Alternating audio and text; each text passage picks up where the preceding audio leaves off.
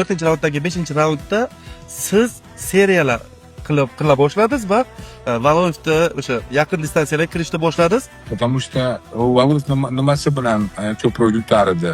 Kattaligi bilan, misol juda katta-da ularga bu 150 kilo, 215 bo'yi odam bilan ursa, misol boshidan uning bilan urishadigan bo'lsangiz, yaqin kelib uning bilan urishadigan bo'lsangiz, yotib oladi sopernigiga.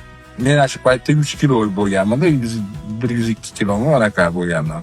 Misol 150 kiloni bir 6 raund ustida anaqa osilib nima yursangiz, 6 raunddan keyin qo'lasiz, nima xuddi o'zi nima qiling, yukni ustingizga qo'ying, 3 minut 6 raundlarga yuravering. Charchaysizmi? Xuddi tushunayotganda endi u ham taktikada nima boksda bo'ladi. Men bilganman, shu yaqin kelsa u meni o'sha yerda yotib oladi ustimga. Yotib oladi, udar urmasa ham prosta yotsam men uni olib yurishga qiynalib qolaman deb charchayman. Ikkinchi nimada Popolona jangda уже nima bo'lganda, уже Imkoniyat bor. imkoniyat, конечно.